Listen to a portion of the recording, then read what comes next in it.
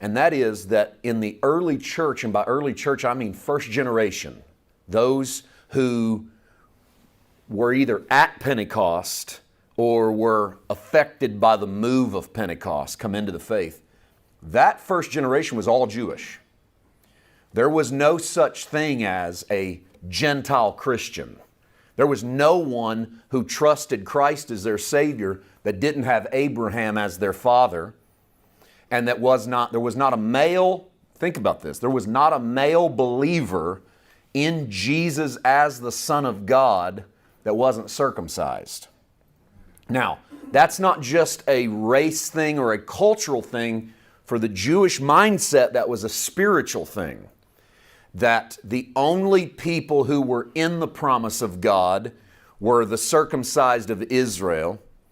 And the reason why the circumcision was so important to them is because it had a cutting of separation between the identity of a secular Gentile and the identity of a sacred sons of Abraham.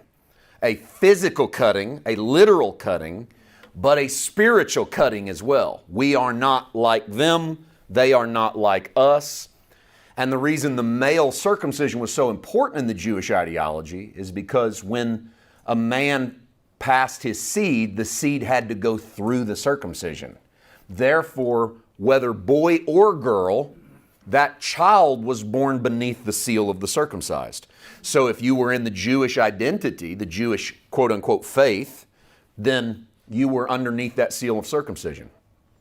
So from the day you were conceived, you were believed to be separate. You were not like everyone else. You were, by definition, sanctified. What's sanctified mean? Set aside. The circumcision set you aside.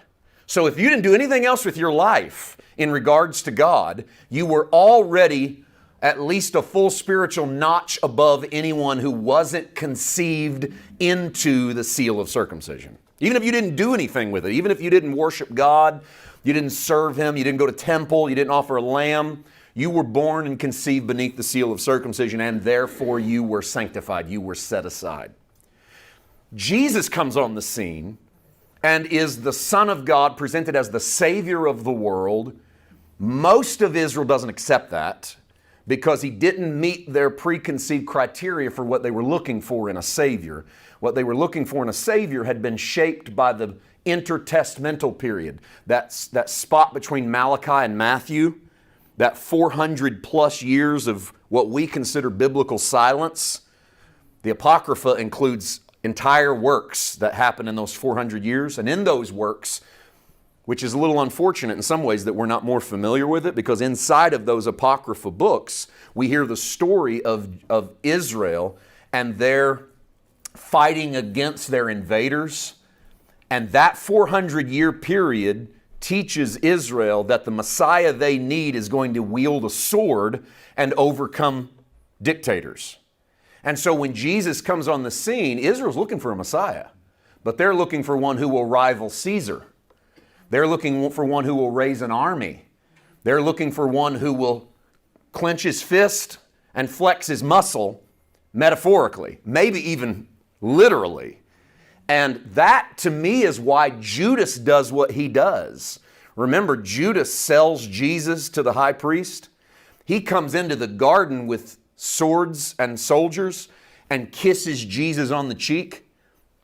And Jesus says to him, "Friend, what are you doing?" And Peter cuts off Malchus' servant's ear. And that moment right there, to me, that's one of those pause moments of the New Testament. Everything can change right here.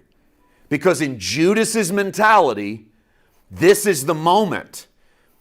Someone finally, in Jesus' army, pulled their sword out and attacked someone. This is the moment we've been waiting for.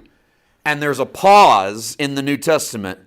And Jesus, who just sweat great drops of blood for 3 hours in the Garden of Gethsemane, preparing for this moment, reaches down and picks up the ear and puts it back on the servant's head and says to Peter, "Put your sword away. You live by it, you die by it." And inside, Judas went, "Oh no. Oh no. He's not what I thought he was." And people have been saying, oh no, he's not what I thought he was for 2,000 years.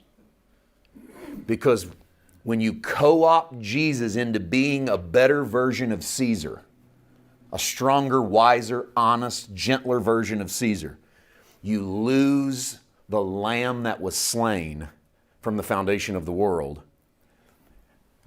And a very small segment of the Jewish population believed in that Jesus.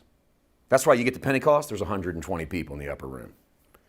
There's far more than 120 circumcised people in Jerusalem who could come together looking for the Savior of the world. But it's a slim minority of people that are looking for a slain lamb. If you wanted to sign up a guy that would lead the head of an army to overcome Rome, you would have got tens of thousands of people to join that religion.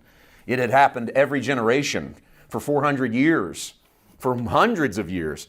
And yet here's Jesus leading a different kind of revolution. Now,